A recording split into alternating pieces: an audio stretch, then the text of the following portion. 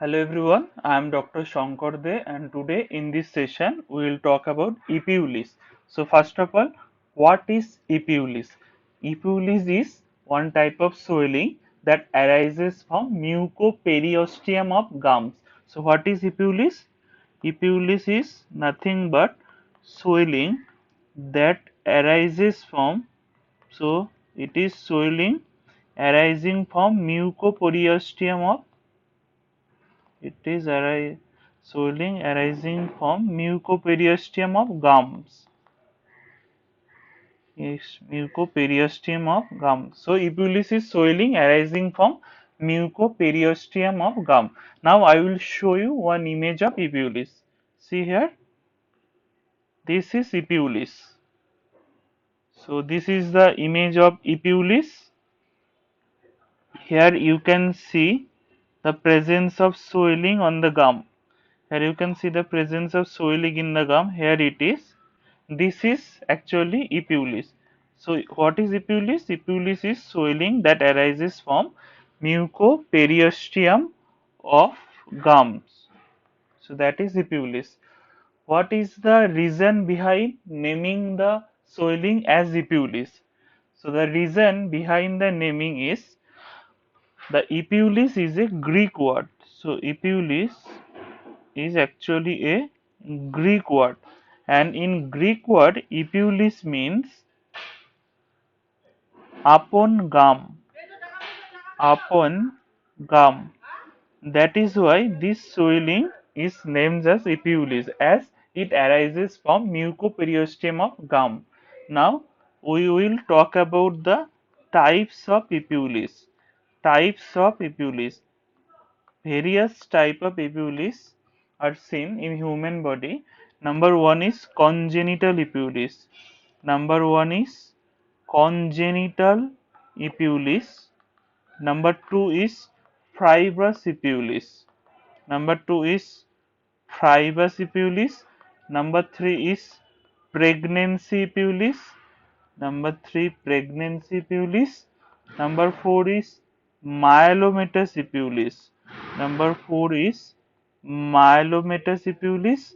Number five is giant cell epulis. Number four, five giant cell epulis. Number six is granulomatous. Number six, granulomatous epulis. Number seven is carcinomatous. So after granulomatous, carcinomatous epulis, and number eight is fibrosarcomatous epulis. Fibrosarcomatous epulis. So these are the various type of epulis found in human body. Now we will discuss epulis, various type of epulis one by one. So first of all, congenital epulis. So first is congenital epulis.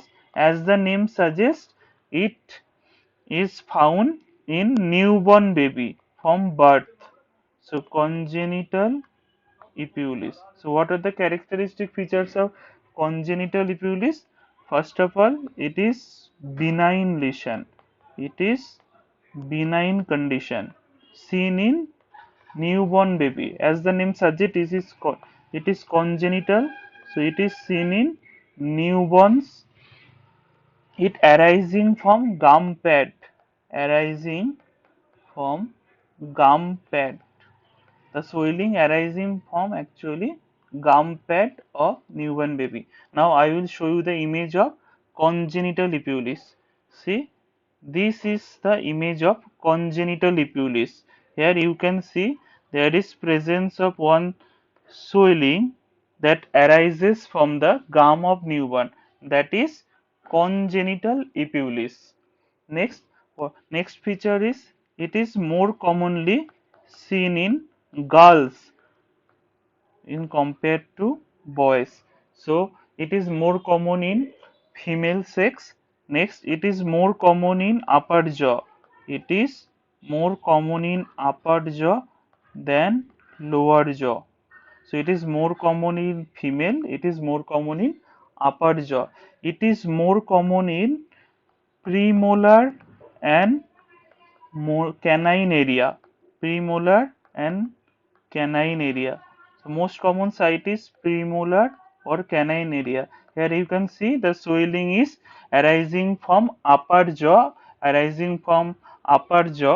and it is present in the canine and premolar area.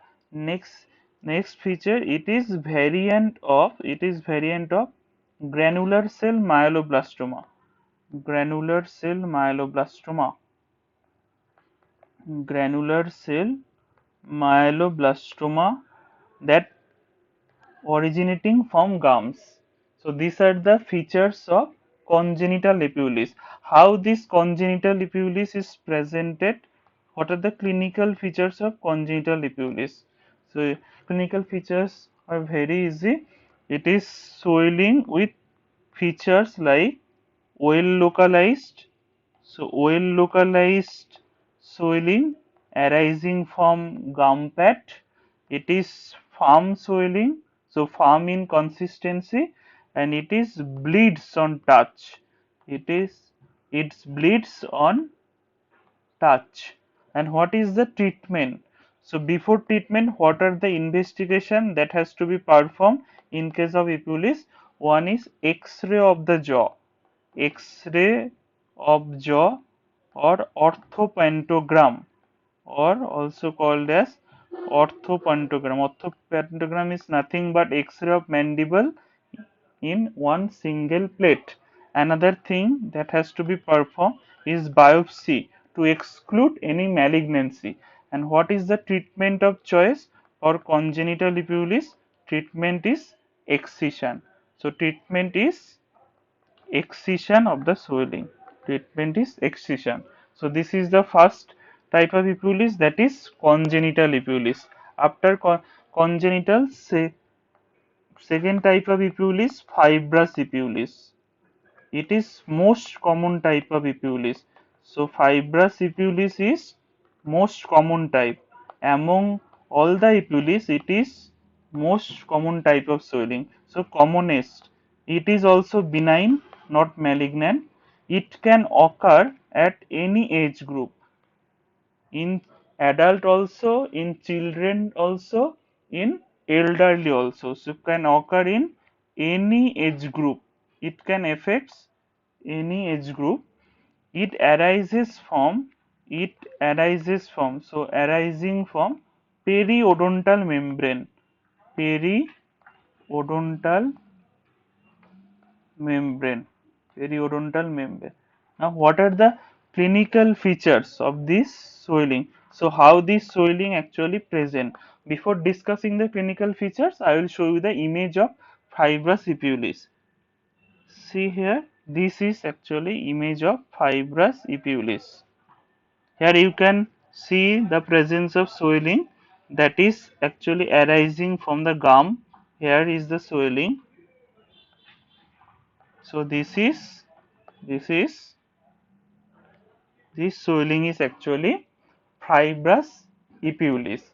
So fibrous epulis is swelling with features like it is well localized. So first of all, it is well localized, as you can see in the image. The swelling arising from the periodontal membrane of the gum is well localized. It is red in color. It is either firm or hard. It may be sessile or it may be pedunculated. In this image, it is actually sessile. It may be pedunculated with stalk. It is the commonest type. It is painless. So it is painless on palpation. It is painless or non-tender. It is not tender on touch, and it is it bleeds on touch. It bleeds on touch like congenital epulis. So it is well localized, red, firm or hard, painless, non-tender, bleeds on touch. What are the investigation that has to be performed for fibrous epulis? Same as before, like congenital epulis. What are those investigation? First of X-ray of jaw. So X-ray jaw. Next thing is orthopantogram, and another thing is biopsy to exclude any chance of malignancy. So these are the tests or investigation that has to be performed. And what is the treatment? And treatment of fibrous epulis is same. So treatment is excision. So treatment is excision of epulis. So excision of epulis with extraction of adjacent tooth. Ex so excision of epulis, sorry, epulis with extraction of adjacent tooth. Extraction of adjacent tooth. So this is the treatment of choice for fibrous epulis. And what is the differential diagnosis of fibrous epulis? Is squamous cell carcinoma of gum. So squamous cell carcinoma is one of the differential diagnosis of fibrous epulis. That is why you have to perform biopsy before the actual treatment or excision. Now I will show you image of orthopantogram investigation that is done in case of epulis. See, this is the image of actually orthopantogram. So orthopantogram, here you can see this investigation is actually orthopantogram. So this investigation is necessary before treating the epulis. See, this is epulis, swelling arising from gum pad. After fibrous epulis, third type of epulis is pregnancy epulis. So third type is pregnancy epulis. So as the name suggests, it is seen in pregnant individuals. So pregnancy epulis seen in pregnant pregnant pregnant females, commonly third month during their third month. So it is common in pregnant female during their third month of pregnancy. It occurs due to inflammatory gingivitis. So it occurs due to inflammatory gingivitis. Because of inflammation, there will be swelling on the gingiva. So this is because of inflammatory gingivitis, and it resembles fibrous epulis. So it resembles fibrous epulis. Like fibrous epulis, it is also well localized, firm, painless, non-tender, and bleeds on touch. And it resolves after delivery. It resolves after delivery. Usually, it resolves after delivery, and if it did not resolve after delivery, then you have to perform excision. So excision, if not resolve after delivery, then you have to perform excision of the epulis. Then fourth type is what? Fourth type is myelomatous. Fourth type is myelomatous epulis. As you can guess from the name, it is seen in which patients? It is seen in leukemic patients. So it is seen in leukemic patients, and it resolves after treatment of leukemia. So it resolves with treatment of leukemia. So myelomatous seen in leukemic patients, it resolves after treatment of leukemia. And what are the investigation that has to be performed in myelomatous epulis? That is peripheral blood smear, bone marrow biopsy to diagnose the underlying leukemia. Bone marrow biopsy, it is mandatory in suspicion of myelomatous epulis. And treatment is treatment of cause or leukemia. Next type is, after myelomatous, is granulomatous. Granulomatous epulis. And granulomatous epulis is also like fibrous epulis. It is localized, it is also firm, it is fleshy mass. firm, but it is fleshy mass in gum. Also, it also bleeds on touch. It also bleeds on touch. So this is all about granulomatous, and it is nothing but actually mass of granulation tissue. It is nothing but actually mass of granulation tissue in gums that is usually found around any caries tooth. So it is mass of granulation tissue around caries tooth. So this is granulomatous, and after granulomatous, next type is giant cell epulis. Giant cell epulis. So giant cell epulis is nothing but osteoclastoma. As you all know, giant cell osteoclastoma, giant cell tumor. As you all know, another name of giant cell tumor is osteoclastoma. So giant cell epulis is nothing but osteoclastoma causing ulceration and hemorrhage of the gum. That is known as giant cell epulis. When osteoclastoma causes ulceration and hemorrhage of gum, then it is called giant cell epulis. And seventh type is carcinomatous epulis. Carcinomatous epulis. As the name suggests, it is malignant type. It is squamous cell carcinoma of gum and alveoli. So it is squamous cell carcinoma of gum and alveoli.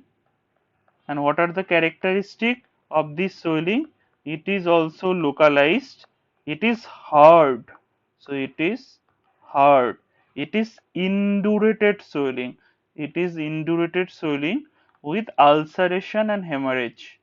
Indurated swelling with ulceration. So it is malignant type. Squamous cell carcinoma of the gum of alveoli presented as hard swelling in the region of gum with swelling, ulceration and hemorrhage. And the last type is, what is the last type? Last type is fibrosarcomatous. So fibrosarcomatous swelling of gum, that is called fibrosarcomatous epulis. It is nothing but, as the name suggests, it is fibrosarcoma. It is fibrosarcoma. So it is also malignant condition. It is fibrosarcoma arising from which tissue? As the name suggests, it is fibrosarcoma. That means it is arising from fibrous tissue of gum. So it is arising from fibrous tissue of gum. Fibrous tissue of gum.